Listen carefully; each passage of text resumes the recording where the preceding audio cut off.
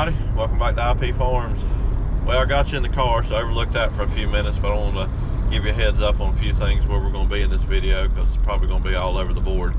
It's a little cloudy. We're pretty much supposed to get some pretty good rain and storms today, and I'm praying for that, so fingers crossed as well. But I'm headed over to my buddy's right now. We're going to take his truck down the eastern part of the state, down around Lumberton, North Carolina, about 2.5 hours southeast,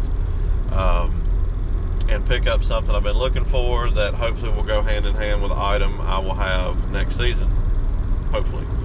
I'm not going to divulge what it is. I'll get you a couple clips of it, see if you can tell me. I hope it'll go in the back of his truck. But anyway, there's also Agri-Supply down that way, which I don't get to frequent that often because they are in the central to the eastern part of the state. And I've been in one in Garner, North Carolina on the way back from the coast one year, so looking forward to that. I've been telling my buddy about it for a while that we should make a trip down there, so it's going to work out today. I've got someone coming to the farm hopefully this afternoon to pick up something. Nobody that you guys know, just buying, selling, trading, changing ideas, you know how that is. And then tomorrow we're going to venture off and give the ultimate test to the truck, trailer, winch setup, everything else. Quite different on what we're going to be picking up, but like I said, it ended up being farm related, so definitely stay tuned for that. I'll get you as much footage as I possibly can. Hopefully you enjoy it. See what we can get into. Well, it's the next day. The storms that they were calling for yesterday actually hit pretty good down the eastern part of the state, so we had tremendous amounts of rain, trying to get everything loaded up in the back of his truck. I'll show you that here in a few minutes. I'm in 1086. We got to get that unloaded. Pick up something here at the farm we got to do some work on that coincides with where we're going today. And then I've got to move a set of cultivators around front that guy's supposed to come pick up this afternoon. He didn't get to make it yesterday, so stay tuned. I'll bring you along for as much as we can. Keep your fingers crossed. This ought to be a good one. Just in case any of you have forgotten how aggravating he is at certain times. You see the tractor. He moves up 3 feet, stop. Moves up 3 feet, stop.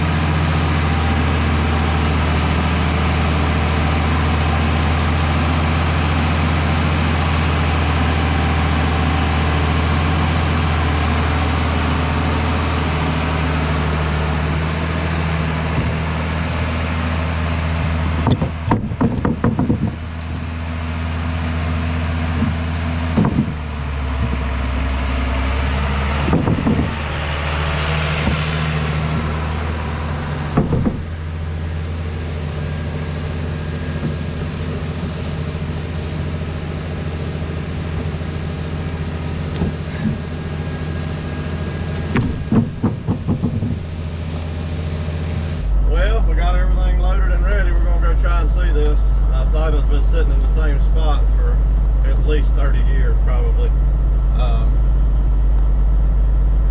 I'm not going to divulge too much more. You probably figured out a little bit of what we loaded up, so I'm going to give the winches a try and see what happens. It was all his deal to begin with. We stopped and looked at it the other day after coming back from the auction, and I pretty much fell in love with it for one reason or another, so we did some trading, and we'll go from there. So I'll get you as much footage as I can, him being here and everything being wide open. It's kind of hectic at times, but see what we can do, so stay tuned.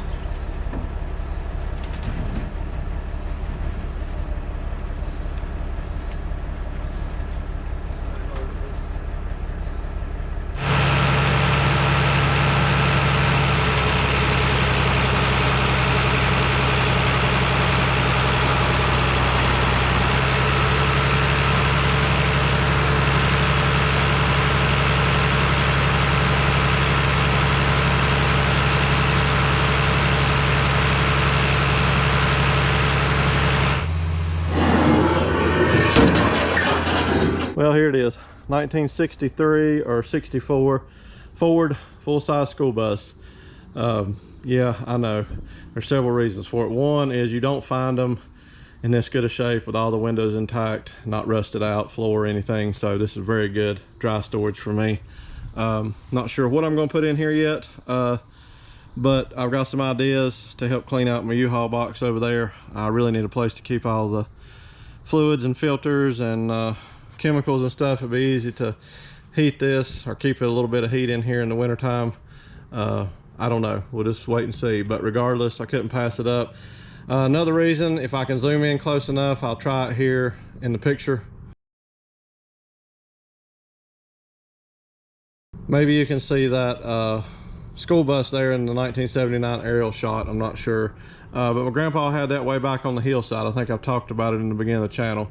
He used to keep hay in it years ago for the cows as dry storage back there. And I had a lot of fond memories playing in that bus as a youngster. And so, you know what? When I saw this the other day after the auction, I said, well, I didn't buy anything definitive. So I had something that my buddy wanted, and we just did some trading. And that's where we are with it. So it's in really good shape. I'm not sure yet if I'm going to keep it a roller or if we're going to take the front clip off and take the rear end and front end parts and just set it on the frame rails. I don't know. Let's wait and see. But we had a little bit of trouble on the trailer because I don't know if you can see those or not. Maybe hanging down there, they're hinges. It's got a handicap fold out ramp on it, which is neat, but I didn't realize it had that when we looked at it. But that created a little bit of an issue. We didn't take quite enough wooden blocks to get it up high, but we got it on there. Hopefully I was able to get you some decent footage of that. Can't complain at all about the winch. Used mine, didn't even have to use his, but of course the bus rolled free, so that was definitely a plus. We took wheels and tires and didn't need them. But anyway, I'll go over more of the whole storage aspect, what we're going to do with the trailers and where we're going to put all this stuff. And don't hesitate, there's a method to my madness, I promise. So take you over here and show you the other thing you saw me unloading this morning, and then we'll go from there.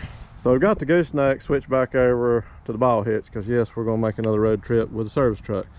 What we're picking up is not worthy enough to drag the big truck out, but we do have 3 ramps back there. Any of you guys that move tractors with 3 ramps that are non-running, of course, if it's running you load them with 2, but you know what I'm talking about. So maybe you figured it out with these. That's what we went yesterday to Lumberton to get. Yep, there's something. These are going to go on and come a lot sooner than what I anticipated. If things work out, it'll be next weekend. So definitely stay tuned for a road trip into another state in the mountains. See what we can come up with.